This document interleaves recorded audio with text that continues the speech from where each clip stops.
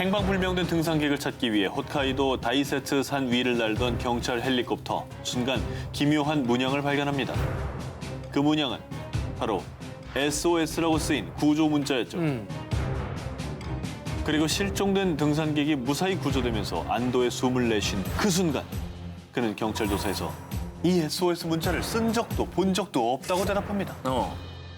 또 다른 실종자를 찾기 위해 산속을 샅샅이 뒤진 경찰. 그러던 어느 날 SOS 문자 인근에서 유골의 파편과 카세트 테이프, 소형 녹음기가 든 가방을 발견합니다.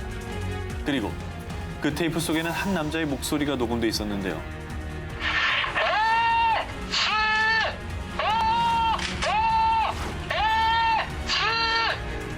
그 속에서 들려오는 건 누군가의 다급한 외침, 한 남성의 목소리였습니다. 왜 그래?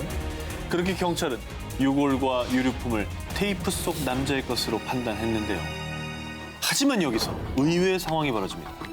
바로 유골의 신원이 여성이었던 거죠. 어머, 남자 아니었어? 게다가 벼랑 위에서 움직일 수 없다라는 저 다급한 외침. 하지만 SOS 문자 인근 그 어디에도 벼랑은 존재하지도 않았습니다. 그리고 당시 행방불명자를 대상으로 대대적인 수사를 펼쳤고요. 결국 두 연인의 신원을 확인해냅니다. 우여곡절 끝에 사건이 해결되면서 경찰은 유가족에게 유류품을 전달하는데요. 그런데 이 목소리는 우리 애가 아니에요. 뭐야, 또. 테이프 속 목소리는 행방불명된 남자가 아니라는 거였죠. 뭐야, 또. 나오는 사람 몇 명이야? 결국 정체를 알 수 없는 제3의 인물이 등장하면서 수사는 또다시 미궁에 빠지는데요. 지금까지 일본 최대의 조난 미스터리로 불리는 이 사건. 과연 그 남자의 정체는 무엇이었을까요?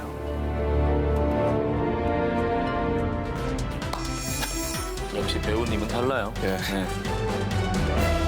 영국 하트퍼드셔 보빙던의 작은 마을. 평화로운 이 마을에 갑자기 원인 모를 병이 번지기 시작합니다. 이유를 알 수 없는 경련과 마비 증상으로 하나 둘 쓰러지기 시작하는 사람들. 그리고 결국 사망자까지 나오고 맙니다. 그런데 이때 이 마을 사진기 부품 회사에서 일하는 한 남자가 수사에 결정적인 증언을 하는데요. 사람들의 증상을 보니 탈륨 중독으로 보이는데요. 탈륨에 중독되면 구토나 경련이 일어나거든요. 자, 놀랍게도 그의 증언은 사건의 실마리를 푸는데 큰 도움이 됩니다. 하지만 경찰은 이 점을 그리고 그를 수상하게 여기는데요. 자, 왜냐하면 일반인이라면 도무지 알 수 없는 화학 지식을 줄줄이 꿰고 있었기 때문입니다. 그리고 그의 뒷조사를 시작한 수사팀은 정말 충격적인 사실을 밝혀냅니다. 이 모든 건 그가 설계한 살인 계획이었던 겁니다. 근데 아까 한 기자님이 탈륨 그랬잖아요. 네네. 탈륨이 뭐예요? 그러니까 그게 이제 어떻게 보면 단서가 된 거예요. 우리 모르잖아요, 탈륨이 뭔지. 일반 사람 모르는 거죠. 자, 맹독 물질인 탈륨을 커피나 차에 탄 뒤 사람들에게 태연한 표정으로 권해왔던 겁니다. 와, 그리고 결정적으로 경찰은 그의 집에서 탈륨을 비롯한 각종 독극물과 독약 실험을 소상히 기록한 일기장을 발견하게 됩니다. 이건 또 뭐 하는 사람이에요? 자, 독극물 살인범이었던 그의 이름은 그레이엄 영. 자, 그런데 그의 범행은 꽤 어릴 때부터 시작이 되었습니다. 학창 시절 다른 과목은 거의 낙제에 가까웠지만 그는 고작 14살의 나이에 독학만으로 대학원 수준의 화학 지식을 습득할 만큼 천재적인 두뇌의 소유자였습니다. 아, 이거 좋은 말을 좋은 데 쓰지. 그러니까. 예, 그러던 어느 날 영국 런던 리스턴의 한 교실에서 의문의 사건이 발생합니다. 점심으로 샌드위치를 먹은 학생들이 잇따라 복통을 호소하더니 경련을 일으키며 쓰러졌는데요. 자, 그런데 이 모습을 지켜보던 그레이엄 영은 자신의 일기장에 무언가를 적기 시작합니다. 안티몬 타르타르 산염을 0.01g 섭취하면 인간은 복통을 일으킨다. 아이고. 그렇습니다. 그는 친구를 상대로 독극물 안티몬 타르타르 산염의 치사량을 실험을 했던 겁니다. 세상에. 자, 그리고 1962년 15살이 되던 해 그레이엄의 의붓 어머니가 시신으로 발견이 되었는데 이러지 말지. 어머니 또한 그레이엄 영의 독약 실험 대상이었던 겁니다. 결국 그레이엄 영은 살인 미수 혐의로 투옥됐지만 정신 이상 진단으로 정신병원에 위탁됐고요. 9년 뒤 완치 판정을 받고 태어난 그가 이번엔 영국 보빙던 마을에서 마을 사람과 또 회사 동료들을 대상으로 또다시 독극물 살인 사건을 계획 실행을 했던 겁니다. 완치된 게 아니네. 왜 완치 판정을 내린 거예요 도대체? 뭔가 연기를 한 거죠. 자, 일로 나가려고. 결국 종신형을 선고받은 그레이엄 영. 하지만 1990년 8월 42세의 나이에 심장마비로 생을 마감하고 맙니다. 자, 바로 다음 사건을 알려드리죠. 2005년 10월 일본 시즈오카. 자신의 블로그에 일기를 쓰기 시작한 한 여고생. 어제부터 어머니의 상태가 나쁘다. 전신에 발진이 일어나고 특히 얼굴에 증상이 심하게 나타났다. 어머니가 2, 3일 전부터 다리가 아프다고 하더니 거의 움직일 수 없게 됐다. 자, 언뜻 보면 투병 중인 어머니의 건강 상태를 이렇게 기록한 것처럼 보이지만 뭐야 너무 무섭다. 자, 일기는요. 단순히 일상을 기록한 게 아닙니다. 바로 살인 일지였던 겁니다. 자, 여기서 또 나옵니다. 네. 독극물인 탈륨을 컵 안에 발라서 친어머니를 살해하려는 계획을 세웠고요. 그 과정을 이렇게 블로그에 기록해 둔 거였습니다. 아이고야. 자, 이렇게 끔찍하고도 주도 면밀한 살인 계획을 세운 소녀는 16살의 여고생. 선생님과 주변 친구들은 그녀를 그저 얌전하고 또 성실한 우등생으로 기억하고 있었는데요. 하지만 범행 동기를 묻는 질문에 이 소녀는 이렇게 대답을 했답니다. 전 그냥 화학 실험을 해보고 싶었어요. 그렇습니다. 그녀의 내면은 잔혹한 악마의 모습이 숨어 있던 겁니다. 자, 그리고 일본 열도를 경악하게 만든 또 하나의 사실. 체포 당시 그녀의 방에 앞서 소개를 해드렸던 영국의 연쇄살인마 그레이엄 영의 사진이 걸려 있었다는 거. 나라의 모방 범죄구나. 그렇습니다. 안 그래도 탈륨이라고 하길래 네. 어떻게 저렇게 동일한 우린 들어보지도 못한 독극물이 그러니까. 두 번 나오나 했더니 존경하는 사람이었군요. 모방 범죄. 별걸 다 존경하네. 네.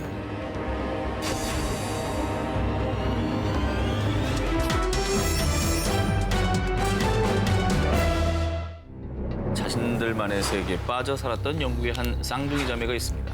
그 세계에서 빠져나오기 위해서 그들이 택한 건 죽음이었습니다. 1982년부터 주말이면 어김없이 영국의 B 정신병원을 찾았던 영국의 저널리스트 마저리 윌리스. 그녀는 8, 90년대 영국 전역을 큰 충격에 빠뜨린 쌍둥이 자매 준과 제니퍼를 인터뷰하기 위해서 병원을 종종 찾았던 건데요. 그러던 어느 날 마저리를 본 쌍둥이 동생 제니퍼는 의미심장한 말을 건넵니다. 마저리, 전 죽어야 해요. 왜냐하면 준과 저는 그렇게 약속했거든요. 제니퍼는 대체 왜 이런 말을 했던 걸까요? 1963년 베네수엘라 북동쪽 카리브해에 위치한 작은 섬나라 바베이도스 출신 오브리와 글로리아는 눈에 넣어도 아프지 않은 일란성 쌍둥이 준과 제니퍼를 품에 안게 됩니다. 그리고 행복한 삶을 꿈꾸며 영국의 남서부에 위치한 웨일스로 이사하게 되죠. 하지만 사랑만 받으며 자라도 모자랄 유년 시절 준과 제니퍼는 주민들의 차가운 멸시와 조롱을 받으며 자라게 됩니다. 결국 쌍둥이 자매는 마음의 문과 말문까지도 닫아버리고 맙니다. 그런데 정말 미스테리한 일은 준과 제니퍼가 나누는 대화는 부모님을 포함한 그 누구도 알아들을 수가 없었다는 점입니다. 아니 뭘 무슨 말로 하길래 서로 다른 사람 알아들을 수가 없는. 그들만의 뭐 언어를 개발한 건가요? 오늘 개발하는 게 얼마나 어려운 일인데. 정확히 밝혀진 건 아니지만 몸짓과 함께 영어를 상당히 빠르게 스타카토식으로 구사했다는 것이죠.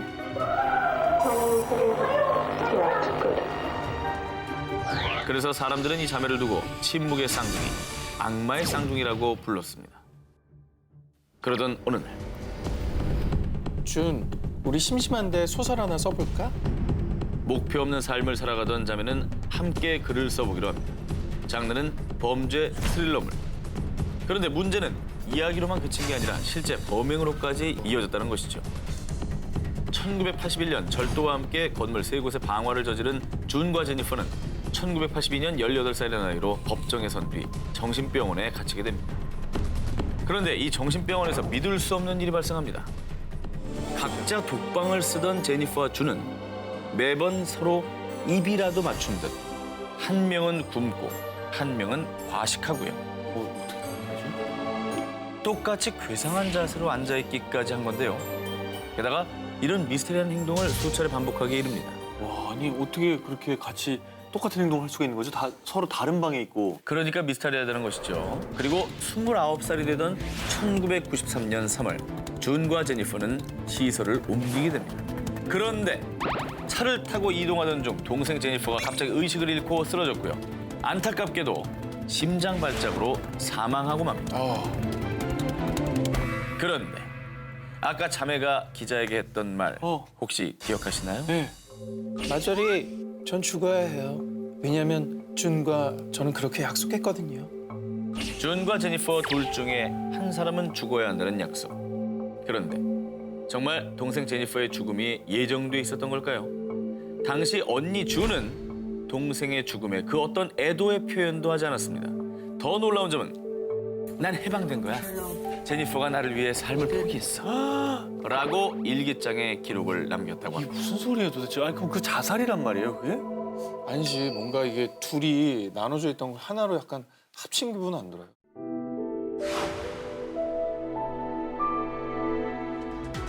행방불명 20초 만에 사라진다. 자, 여러분 지금부터 이 아이의 사진을 주목해 주시기 바랍니다. 행방을 알 수 없는 일본 3대 실종 사건으로 꼽히는 마츠오카 시냐의 사진입니다. 다 20초 사이에 일어난 실종 사건. 지금부터 재조명하겠습니다. 20초. 1989년 3월 7일 당시 4살이던 마츠오카 시냐와 그의 가족들은 외할머니 장례식에 참석하기 위해 도쿠시마현에 있는 친척집에서 하룻밤을 보냅니다. 자, 시냐는 아버지와 형제들 그리고 사촌들과 함께 짧은 산책을 나섰다 돌아오는데요. 하지만 좀 더 산책하고 싶은 눈치의 시냐. 시냐, 그러면 아빠가 동생을 엄마에게 맡기고 올게. 라며 현관 기둥 앞에 시냐를 잠시 세워두었습니다. 자, 그리고 아빠가 다시 돌아오기까지 걸린 시간은 단 20초. 그런데 그 잠깐 사이에 시냐군이 이미 사라져버렸던 겁니다. 그 즉시 가족들은 집 뒤편의 야산과 동네 곳곳을 뒤졌지만 시냐를 찾을 수 없자 납치라고 생각하고 경찰에 신고합니다.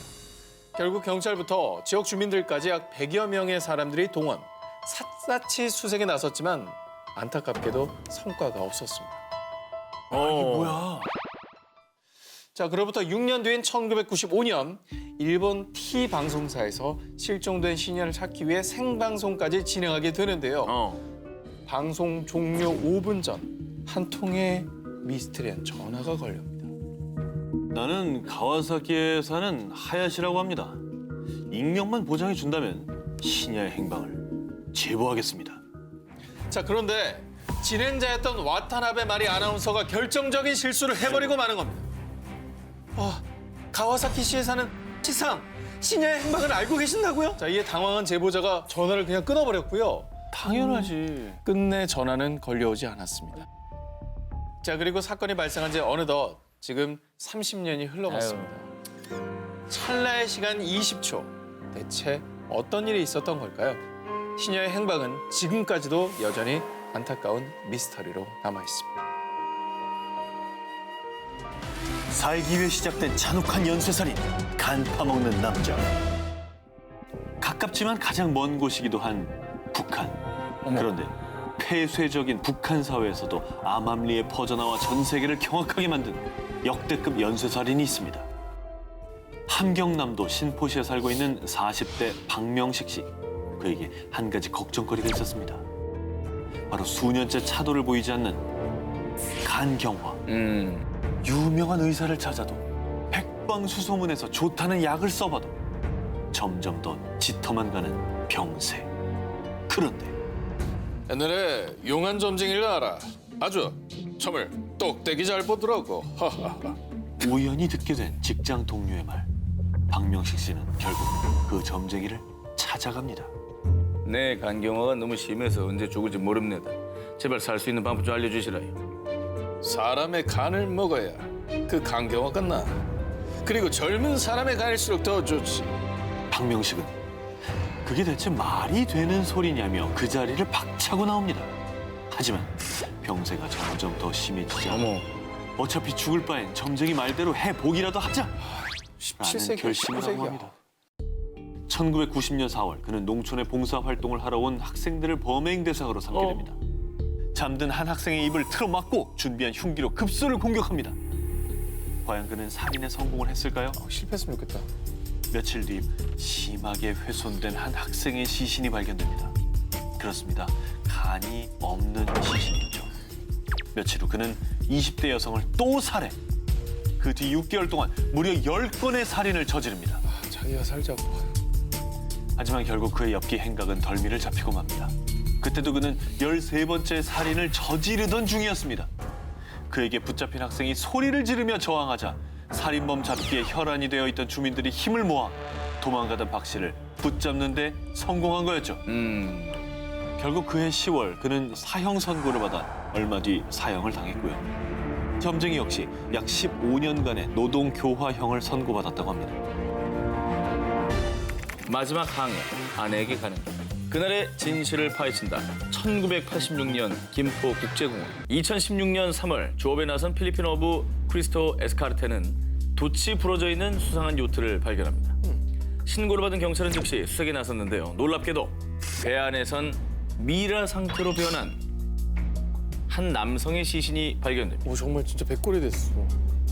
기이하게도 책상에 엎드린 채 그대로 굳어버린 남성의 시신. 대체 그는 누구이며 어떤 사연 때문에 이런 모습으로 발견이 된 걸까요? 경찰의 확인 결과 죽은 남성은 59살의 독일인 만프레드 프리츠 바이오라트였습니다. 자, 그런데 부검 이후에 밝혀진 사인은 급성 심근경색. 그리고 더 놀라운 것은 그가 죽은 지 고작 7일밖에 되지 않았다는 점입니다. 아무리 그래도 저렇게 될 수가 있어요. 믿기 어려운 일이지만요. 건조한 바닷바람, 뜨거운 온도, 그리고 소금기가 섞인 공기가 그를 단 7일 만에 완벽한 미라로 만들어버린 겁니다. 그는 왜 혼자서 이 험한 바다에 나서게 된 걸까요? 만프레드는 아내인 클라우디아와 함께 요트를 타고 전 세계 곳곳을 여행했습니다. 그런데 2008년 두 사람은 안타깝게도 이혼을 했다고 합니다. 더 안타깝게도 2010년엔 아내가 암으로 사망을 하고 맙니다. 하지만 아내와 헤어진 뒤에도 쓸쓸히 혼자 항해를 계속했던 만프레드. 그리고 2009년 그는 결국 실종이 됩니다. 그런데 미라게 된 남자 곁에 남겨진 마지막 메모가 미스터리를 더합니다. 우리는 지난 30년간 같은 길을 함께 걸었다. 그런데 어떤 힘이 우리를 갈라놓았고 당신은 떠났다. 마치 사망한 아내의 죽음을 아는 듯한 메시지를 남긴 거죠. 죽는 순간까지 아내를 추억했던 항해사 만프레드. 대체 그는 아내와 헤어진 7년간 어디를 그토록 헤매고 있었을까요? 33년 전 가슴 아픈 사건이 일어났던 그 현장. 우리나라의 대표적인 국제 관문 역할을 해온 김포 국제공항입니다. 1986년 가장 큰 스포츠 행사인 아시안 게임을 앞두고 당시 공항은 눈코 뜰 새 없이 바쁜 상황이었습니다. 여느 날과 다를 것 없이 오가는 승객들로 분주했던 공항청사. 그런데 국제선 5번 출입구와 6번 출입구 사이에 있었던 스테인리스 쓰레기통에서 갑자기 큰 폭발이 일어났습니다. 이 폭발로 인해서 일가족 4명과 당시 공항관리공단 직원 1명은 그 자리에서 숨졌습니다. 현장을 수사한 관계자들에 따르면 당시 폭발은 수류탄 무려 7개와 맞먹는 폭발력을 지닌 것으로 추정. 자, 그런데요, 당시 사고를 두고 경찰은 물론 국가안전기획부, 보안사령부까지 합세해 수사를 했지만요. 모든 수사력을 동원했지만 아시안게임을 앞둔 상황이라 단서가 너무 부족합니다. 라고 발표했고요. 결국 이 사건은 영구 미제 사건으로 분류가 됐습니다. 그런데 역사 속에 잊혀져 가던 이 충격적인 사건의 범인을 집요하게 쫓는 한 남자가 있었으니 바로 마이니치 신문사 무라타 노부이코 기자였습니다. 그는 무려 23년이 지난 2009년 3월 자신이 쫓은 진실을 세상에 알렸는데요. 사건의 배후 조종자는 고 김일성과 김정일. 범행을 지휘한 것은 무슬림 테러리스트 아부 니달로요. 청부 테러리스트로 악명 높은 아부 니달이 북한과 손을 잡고 김포공항 폭탄 테러를 벌였다는 사실을 동독 정부기관 슈타지의 비밀 기록을 통해 밝혀낸 것입니다. 그리고 이 보고서에는 김포공항에 잠입해 테러를 벌인 과정이 상세히 설명돼 있었는데 하지만 안타깝게도 초동 수사가 너무나 미흡했고요. 그날의 진실은 다시 어둠 속에 가려졌습니다. 그날 김포국제공항 테러 사건의 진실은 무엇일까요?